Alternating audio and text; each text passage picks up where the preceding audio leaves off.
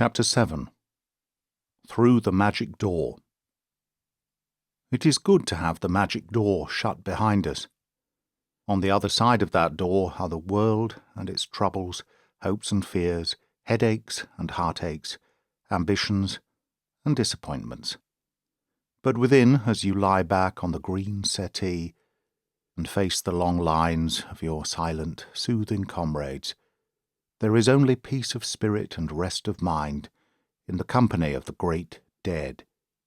Learn to love, learn to admire them, learn to know what their comradeship means. For until you have done so, the greatest solace and anodyne God has given to man have not yet shed their blessing upon you.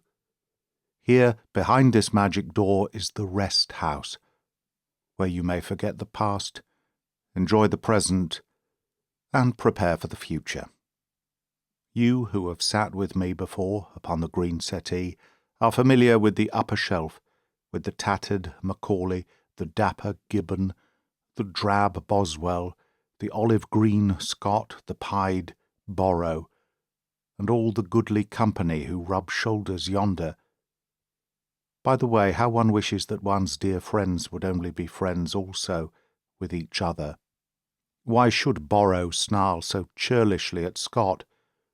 One would have thought that noble spirit and romantic fancy would have charmed the huge vagrant. And yet there is no word too bitter for the younger man to use towards the elder. The fact is that Borrow had one dangerous virus in him, a poison which distorts the whole vision, for he was a bigoted sectarian in religion, seeing no virtue outside his own interpretation of the great riddle. Outright heathendom, the blood-stained berserk, or the chanting druid appealed to his mind through his imagination. But the man of his own creed and time, who differed from him in minutiae of ritual or in the interpretation of mystic passages, was at once evil to the bone, and he had no charity of any sort for such a person. Scott, therefore, with his reverent regard for old usages, became at once hateful in his eyes. In any case, he was a disappointed man, the big Borrow, and I cannot remember that he ever had much to say that was good of any brother author. Only in the bards of Wales and in the skalds of the sagas did he seem to find his kindred spirits, though it has been suggested that his complex nature took this means of informing the world that he could read both Cymric and Norse. But we must not be unkind behind the magic door, and yet to be charitable to the uncharitable is surely the crown of virtue. So much for the top line, concerning which I have already gossiped for 6 sittings, but there is no surcease for you, reader, for, as you see, there is a second line, and yet a third, all equally dear to my heart, and all appealing in the same degree to my emotions and to my memory. Be as patient as you may while I talk of these old friends, and tell you why I love them, and all that they have meant to me in the past. If you picked any book from that line, you would be picking a little fibre also from my mind, very small, no doubt, and yet an intimate and essential part of what is now myself. Hereditary impulses, personal experiences, books. Those are the 3 forces which go to the making of man. These are the books. This second line consists, as you see, of novelists of the 18th century, or those of them whom I regard as essential. After all, putting aside single books, such as Sterne's Tristram Shandy, Goldsmith's Vicar of Wakefield, and Miss Burney's Evelina, there are only 3 authors who count, and they in turn wrote only 3 books each, of first-rate importance, so that by the mastery of 9 books one might claim to have a fairly broad view of this most important and distinctive branch of English literature. The three men are, of course, Fielding, Richardson, and Smollett. The books are Richardson's Clarissa Harlowe, Pamela, and Sir Charles Grandison, Fielding's Tom Jones, Joseph Andrews, and Amelia, Smollett's Peregrine Pickle, Humphrey Clinker, and Roderick Random. There we have the real work of the three great contemporaries who illuminated the middle of the 18th century. Only 9 volumes in all. Let us walk round these 9 volumes, therefore, and see whether we cannot discriminate and throw a little light, after this interval of 150 years, upon their comparative aims, and how far they have justified them by the permanent value of their work. A fat little bookseller in the city, a rake-hell wit of noble blood, and a rugged Scotch surgeon from the Navy. Those are the 3 strange immortals who now challenge a comparison, the 3 men who dominate the fiction of their century, and to whom we owe it that the life and the types of that century are familiar to us, their 5th generation. It is not a subject to be dogmatic upon, for I can imagine that these 3 writers would appeal quite differently to every temperament, and that whichever one might desire to champion, one could find arguments to sustain one's choice. Yet I cannot think that any large section of the critical public could maintain that Smollett was on the same level as the other 2. Ethically he is gross, though his grossness is accompanied by a full-blooded humour, which is more mirth-compelling than the more polished wit of his rivals. I can remember, in callow boyhood, puris omnia pura, reading Peregrine Pickle, and laughing until I cried over the banquet in the fashion of the ancients. I read it again in my manhood with the same effect, though with a greater appreciation of its inherent bestiality. That merit, a gross, primitive merit, he has in a high degree, but in no other respect can he challenge comparison with either Fielding or Richardson. His view of life is far more limited, his characters less varied, his incidents less distinctive, and his thoughts less deep. Assuredly, I, for one, should award him the 3rd place in the trio. But how about Richardson and Fielding? There is indeed a competition of giants.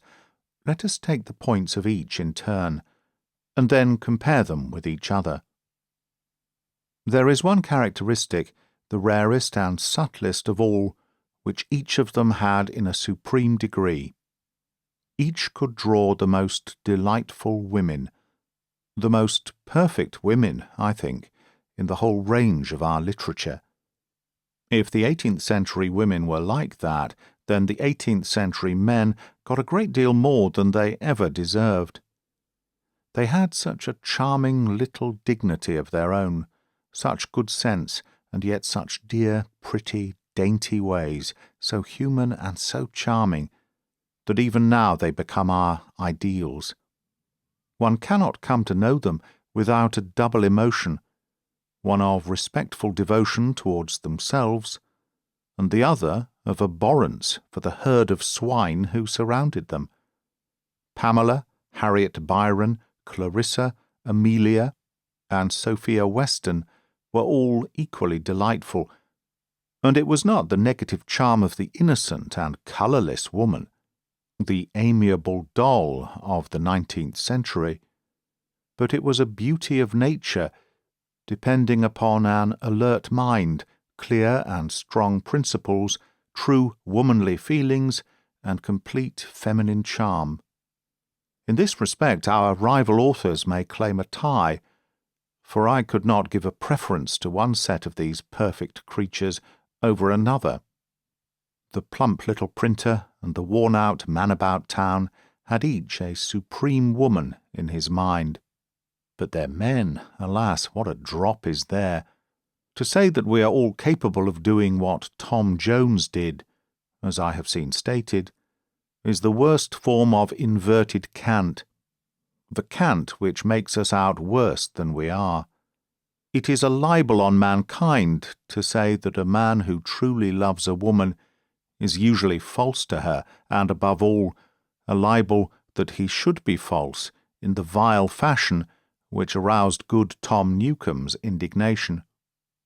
Tom Jones was no more fit to touch the hem of Sophia's dress than Captain Booth was to be the mate of Amelia.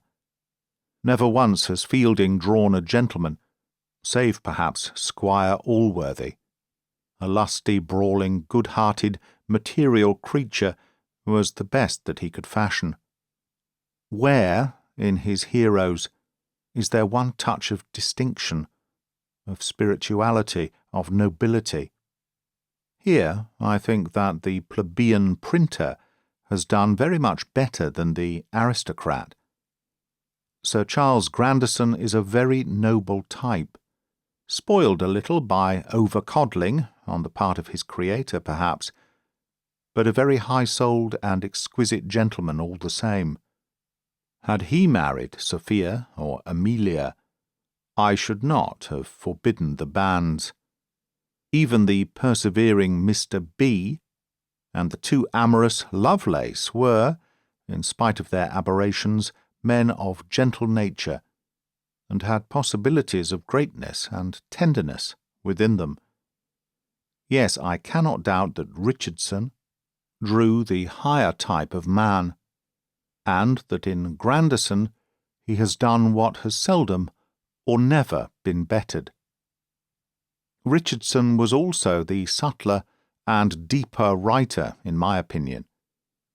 He concerns himself with fine, consistent character drawing, and with a very searching analysis of the human heart, which is done so easily, and in such simple English, that the depth and truth of it only come upon reflection. He condescends to none of those scuffles and buffetings and pantomime rallies which enliven but cheapen many of Fielding's pages. The latter has, it may be granted, a broader view of life.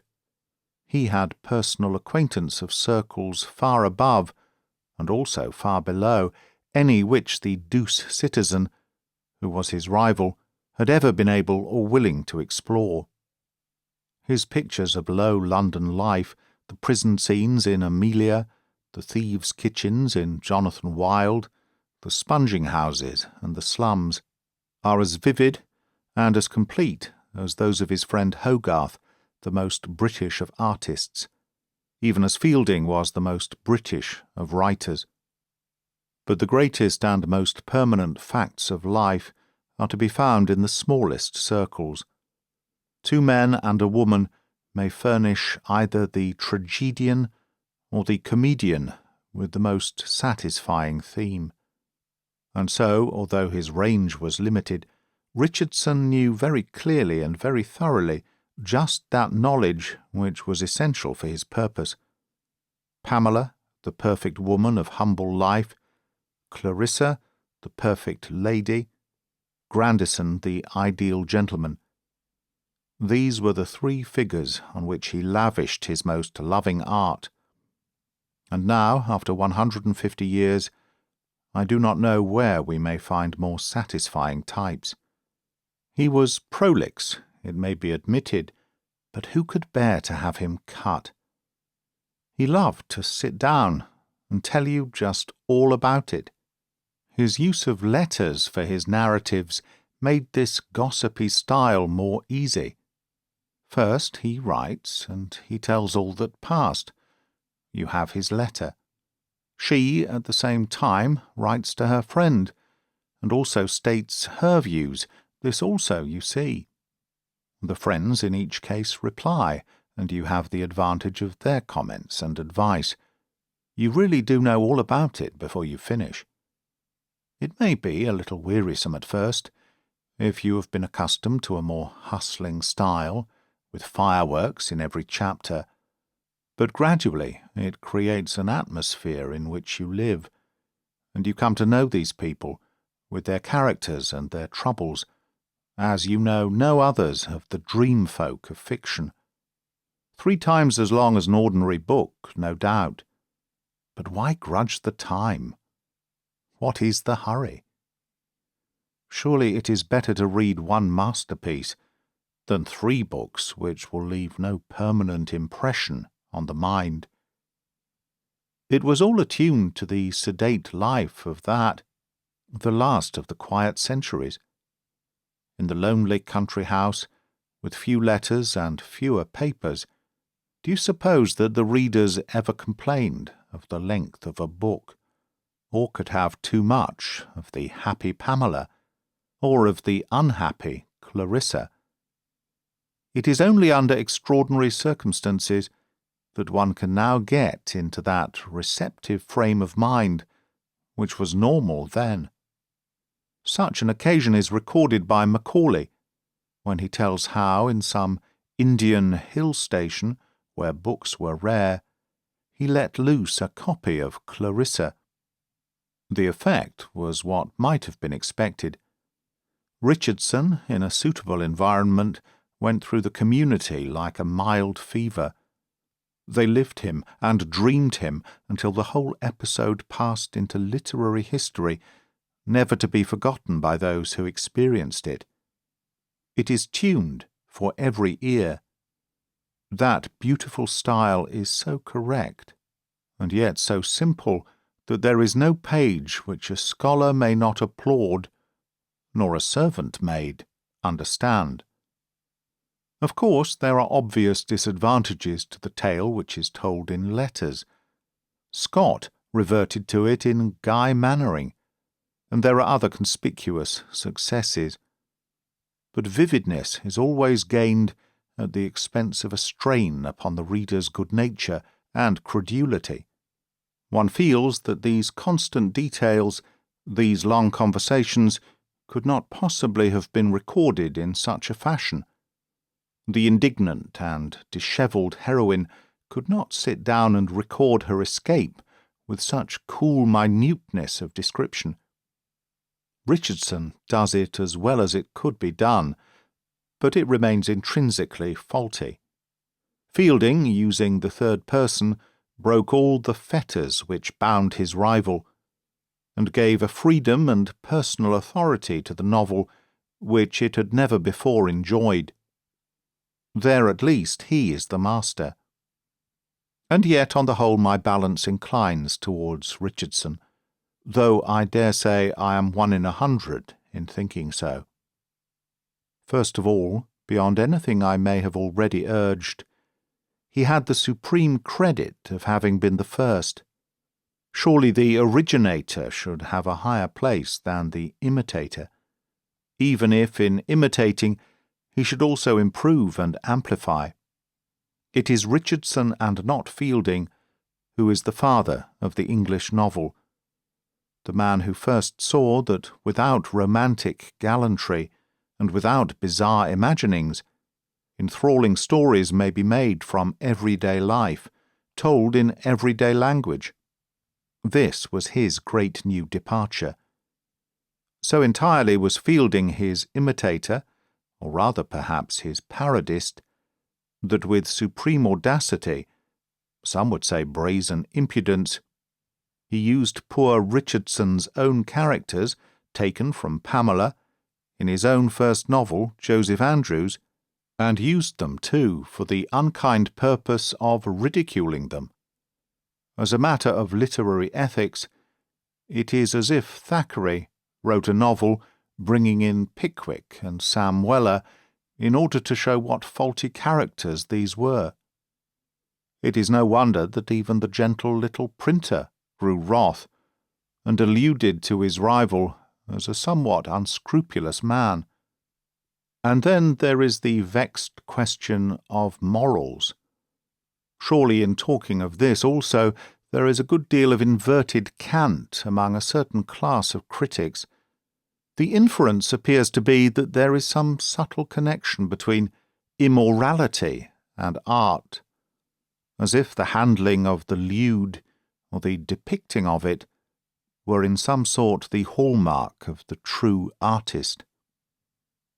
It is not difficult to handle or depict. On the contrary, it is so easy and so essentially dramatic in many of its forms that the temptation to employ it is ever present. It is the easiest and cheapest of all methods of creating a spurious effect. The difficulty does not lie in doing it, the difficulty lies in avoiding it. But one tries to avoid it because, on the face of it, there is no reason why a writer should cease to be a gentleman, or that he should write for a woman's eyes that which he would be justly knocked down for having said in a woman's ears. But you must draw the world as it is. Why must you?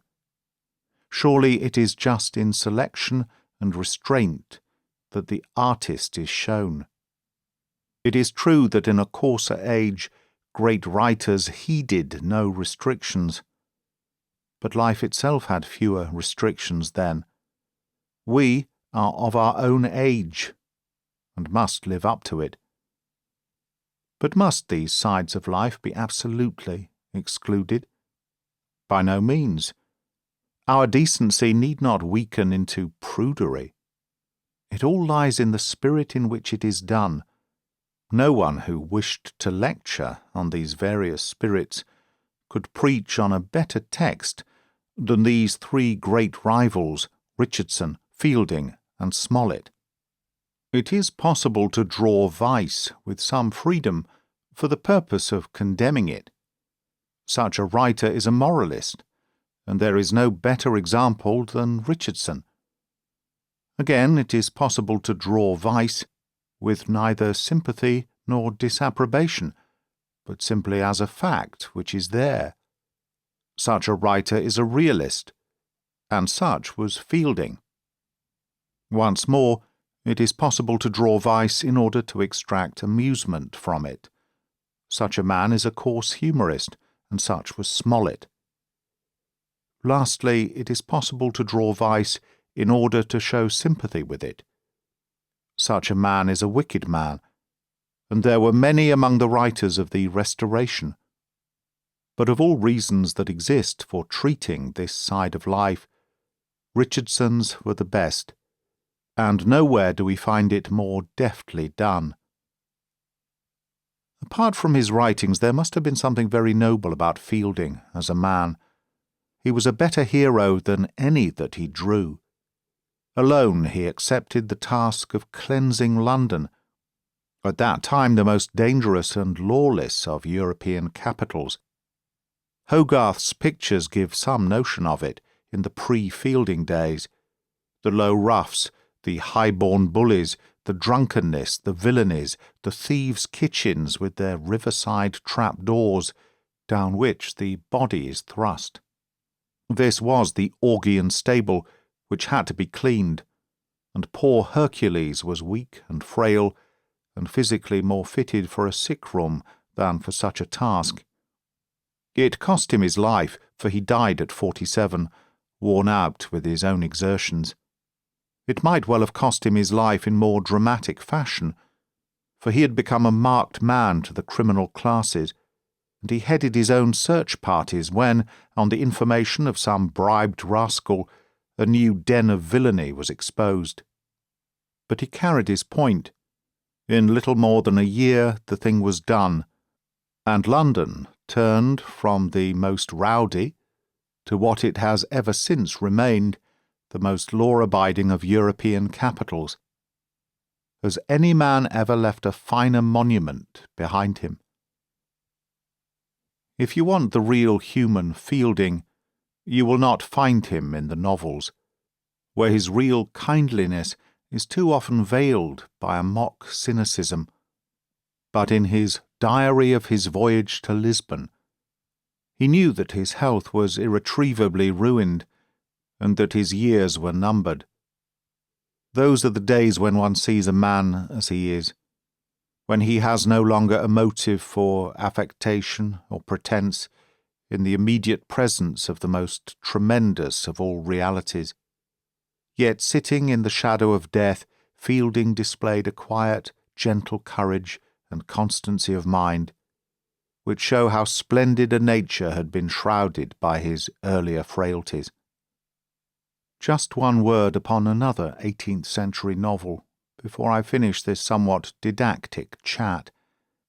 You will admit that I have never prosed so much before, but the period and the subject seem to encourage it. I skip Sterne, for I have no great sympathy with his finicky methods, and I skip Miss Burney's novels as being feminine reflections of the great masters who had just preceded her. But Goldsmith's Vicar of Wakefield surely deserves one paragraph to itself. There is a book which is tinged throughout, as was all Goldsmith's work, with a beautiful nature. No one who had not a fine heart could have written it, just as no one without a fine heart could have written The Deserted Village.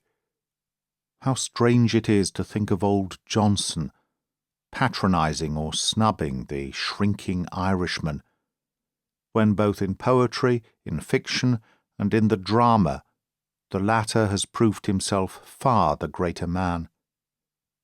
But here is an object lesson of how the facts of life may be treated without offence. Nothing is shirked. It is all faced and duly recorded. Yet, if I wished to set before the sensitive mind of a young girl a book which would prepare her for life without in any way contaminating her delicacy of feeling, there is no book which I should choose so readily as The Vicar of Wakefield. So much for the 18th-century novelists. They have a shelf of their own in the case, and a corner of their own in my brain. For years you may never think of them, and then suddenly some stray word or train of thought leads straight to them, and you look at them and love them and rejoice that you know them. Let us pass to something which may interest you more. If statistics could be taken in the various free libraries of the kingdom to prove the comparative popularity of different novelists with the public, I think that it is quite certain that Mr. George Meredith would come out very low indeed. If, on the other hand, a number of authors were convened to determine which of their fellow craftsmen they considered the greatest and the most stimulating to their own minds, I am equally confident that Mr. Meredith would have a vast preponderance of votes. Indeed, his only conceivable rival would be Mr. Hardy. It becomes an interesting study, therefore, why there should be such a divergence of opinion as to his merits, and what the qualities are which have repelled so many readers, and yet have attracted those whose opinion must be allowed to have a special weight. The most obvious reason is his complete unconventionality. The public read to be amused. The novelist reads to have new light thrown upon his art. To read Meredith is not a mere amusement. It is an intellectual exercise, a kind of mental dumbbell with which you develop your thinking powers. Your mind is in a state of tension the whole time that you are reading him. If you follow my nose, as the sportsman follows that of his pointer, you will observe that these remarks are excited by the presence of my beloved Richard Feverel, which lurks in yonder corner. What a great book it is! How wise and how witty! Others of the master's novels may be more characteristic or more profound, but for my own part it is the one which I would always present to the newcomer who had not yet come under the influence. I think that I should put it third after Vanity Fair and The Cloister and The Hearth, if I had to name the three novels which I admire most in the Victorian era. The book was published, I believe, in 1859, and it is almost incredible, and says little for the discrimination of critics or public, that it was nearly 20 years before a second edition was needed. But there are never effects without causes, however inadequate the cause may be. What was it that stood in the way of the book's success? Undoubtedly it was the style, and yet it is subdued and tempered here, with little of the luxuriance and exuberance which it attained in the later works. But it was an innovation, and it stalled off both the public and the critics. They regarded it, no doubt, as an affectation, as Carlyle's had been considered 20 years before, forgetting that in the case of an original genius, style is an organic thing, part of the man as much as the colour of his eyes. It is not, to quote Carlyle, a shirt to be taken on and off at pleasure, but a skin eternally fixed. And this strange, powerful style, how is it to be described? Best, perhaps, in his own strong words, when he spoke of Carlyle, with perhaps the arrière-pensée that the words would apply as strongly to himself.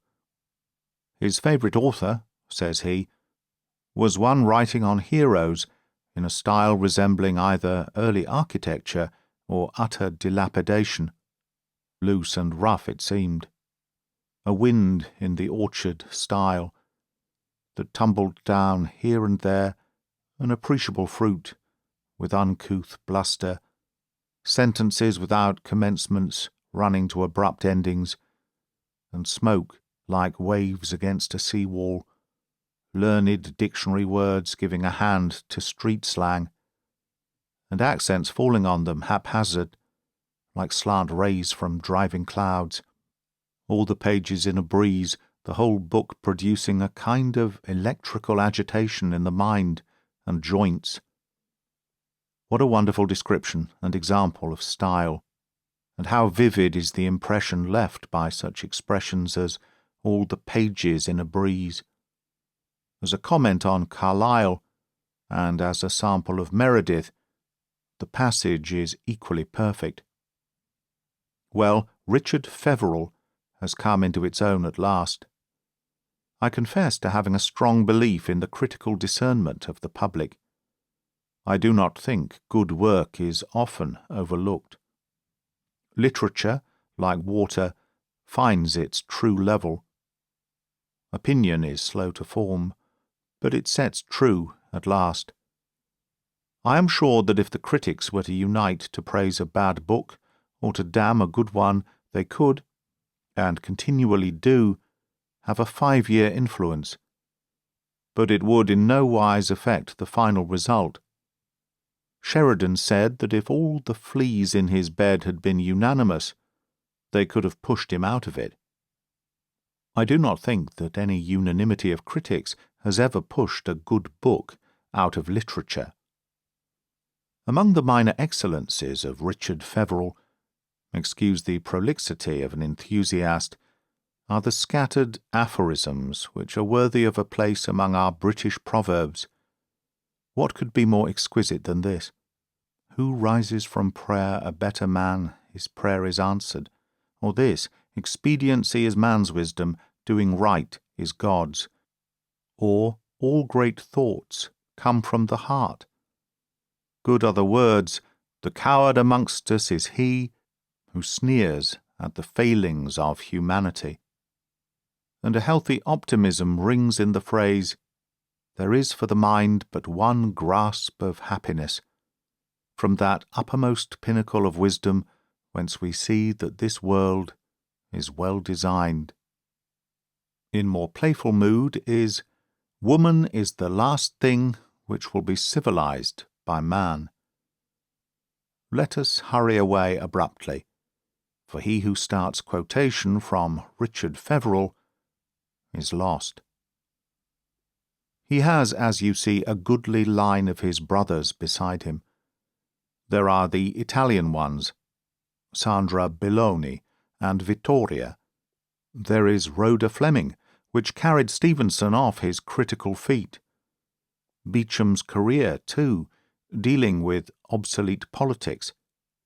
No great writer should spend himself upon a temporary theme. It is like the beauty who is painted in some passing fashion of gown.